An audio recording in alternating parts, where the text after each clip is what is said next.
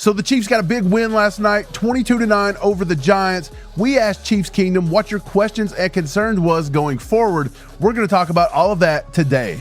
We appreciate you being here. If at any time you're enjoying the content, hit that like button and subscribe to the channel. Up first, we have Ratner111 who says, Chiefs offense still sucks. I hate 95% of the play calling. Hopefully Worthy and Rice help soon. Chiefs are averaging 20 points a game, worse in the Mahomes era. The Chiefs will not beat the Ravens next week. Ratner, I think a lot of people have your exact mentality right now. It looked pretty bad out there at times. You're right. You said it yourself. Worthy coming back will give us a little bit of a boost. Rashee Rice in a few weeks does give us a big boost. A lot of people don't think he's the miracle worker. You know, they're like, look, he's not a Jamar Chase. He's not a Justin Jefferson. But Rashee Rice runs this offense now. Mahomes very much finds him to be his comforting little blanket that his little kids are running around with. That's Rashee Rice to Patrick Mahomes. So it used to be Kelsey. He's finding that a little bit right now with Hollywood and even Juju. We've seen that. So maybe this is going to help the team in the long run. But I'm with you. 96.5 The Fan this morning actually had a thing up and they said, if Matt Nagy isn't calling the plays, well, that's still a problem because Andy and everybody else is still letting him do something, and that needs to be addressed. Me and Steve have said this from the beginning. Matt Nagy may not directly be calling the plays, but there is something there. He's not holding the players accountable like Eric Bieniemy did. The players don't respect him like Eric Bieniemy, I guess. I don't know what it is. Maybe they're not as fearful. Maybe they don't want to fight with him on the sidelines, but they've got to figure it out. Matt Nagy probably needs to be canned after this season and probably should have been canned before the season. But to answer your question about the Ravens, I think the Chiefs, I wouldn't call them out just yet, but it's going to be a dogfight. Yeah, and that perfectly goes along with the next comment we had from Is This Real Life? He said, Thornton has been the lone bright spot, but we still only scored 22 points. This offense has to get so much better. This is a bottom 10 offense right now. This Real Life, I don't know if they're bottom 10 offense, but they're not good. It looked like after the first 2 weeks, they ranked 17th in the entire league on offensive yards per game. And then here's the spot that really stuck out to me. They ranked 26th in third down conversion. So not only are they a very stagnant offense, but they're not getting it done on third down, and that's getting them off the field and keeping the defense on the field. We did see an uptick in that last night. It looked like they went 8 for 15 on third down, and overall they broke that 300-yard threshold on total offense. So we did see a bit of an improvement last night, but you're right. They have to get it together. They have to do so much more. Tyquan Thornton was a huge bright spot. I think everybody knows that, and I think it's very intriguing what he's going to be able to do for the rest of the season because him and Mahomes are actually getting a good chemistry going, and Tyquan Thornton's fitting in rather well. Yeah, to feed off what Steve did say, the offense is getting a little better week by week. We're kind of seeing that. I thought the second half looked a lot better than the first half. They looked a little bit disheveled. The bright spot for me might have been the fact that they used Noah Gray just a little bit more in the offense. He actually was the highest graded offensive player per PFF yesterday, and we've seen a little bit more Brashard Smith. Hopefully they can start getting that together. But this goes right into the next question by @YowProd. He says, where do you see Tyquan Thornton's role in this offense once Rice and Worthy return from their absences? So honestly, I don't see his role changing just a whole lot. You might see him play more of that MVS role where he's playing decoy a lot or just stretching the field. But I still think you're going to see Mahomes take his shots to Thornton. Thornton's been able to get some separation, and he's also proved that he can catch the contested passes. So I think Mahomes is building a little bit of confidence with him. When you get Rashee Rice back, you're going to have that middle of the field on lock. That's where Rashee Rice excels at. Get him the ball quick and let him do work. Also, Xavier Worthy is going to be able to help stretch the field on the other side. So I think Tyquan Thornton's role is going to be significant, but I don't think it's going to be much different than we've seen so far. So a lot of Chiefs Kingdom has had this same concern, thinking that Tyquan Thornton's just going to fade off into the bushes like Homer Simpson once Rice and Worthy return. And I actually think that's a valid concern. We've seen Andy do this a lot. He done it with Noah Gray early last year. Once week 3, week 4 come around, he vanished. We've seen this happen time and time again. Look, Andy, Nagy, I don't care who it is, somebody in that coaching staff has to step up and be like, look, Tyquan Thornton has earned his role here. He needs to be playing on the field a lot of snaps. And if that means Hollywood Brown has to sit a little more, then so be it. Philip Vaughn says Mahomes needs to make better decisions. So I think everybody holds a bit of the blame there on the offense. Overall, we hear you loud and clear that the Chiefs offense is a major concern for everyone. And after watching how they performed in the first half of the Giants game last night, we're right there with you. They have some work to do.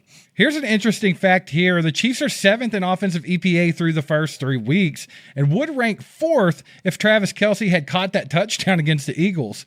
That shouldn't feel possible, but it is a reality. But here's the thing, man.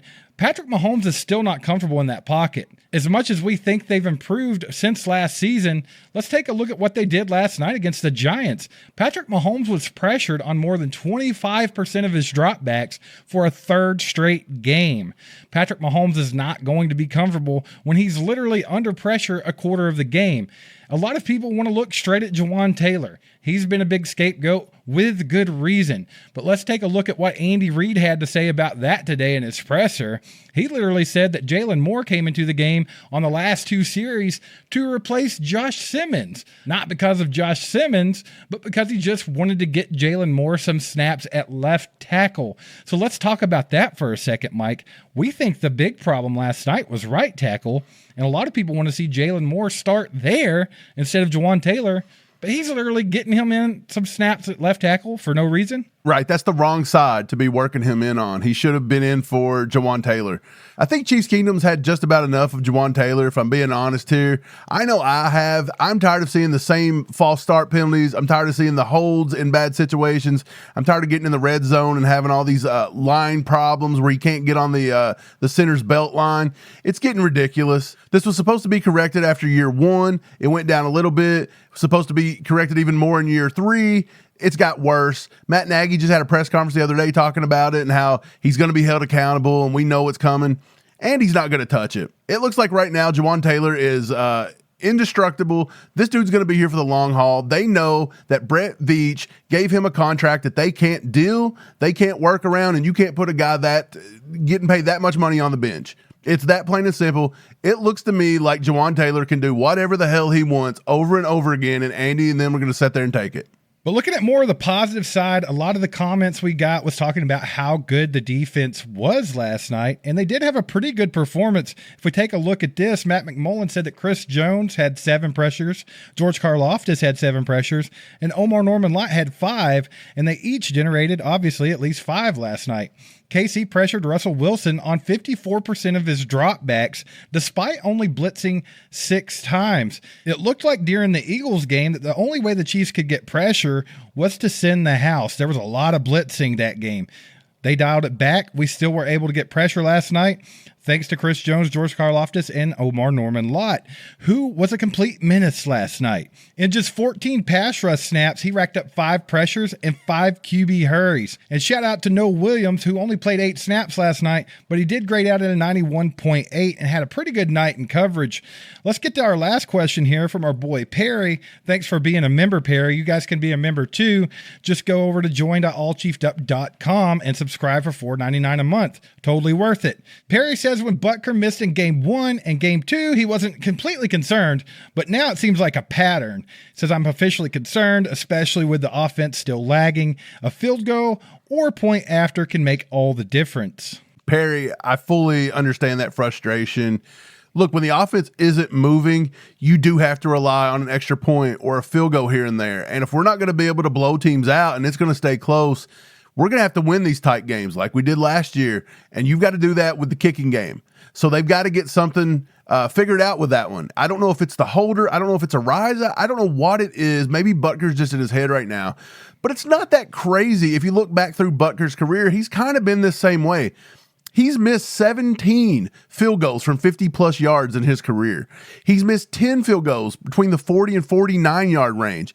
He's missed 6 field goals in his career between 30 and 39, and he's only missed 1 between 20 and 29. He's perfect under the 20-yard marker. But then when you look at the extra points, he's missed 25 extra points in his career. So he's always went through these streaks where he gets a little off, he gets a little ice cold, but then he always finds a way to deliver when it counts. And that's why they pay Butker the big bucks. If we start getting to these crunch time situations and Butker starts missing it, pulling them wide left, pushing them wide right, then we can talk about it. But until Butker gets in that game, tying or game winning situation and he falters, I think we got to give him the benefit of the doubt going forward. Butker's pretty clutch. Get down in the comments and let us know how you would answer all these questions. We'd be interested to see what you have to say about it. Thanks for liking, subscribing, and sharing this with a friend. We'll catch you next time. Go Chiefs.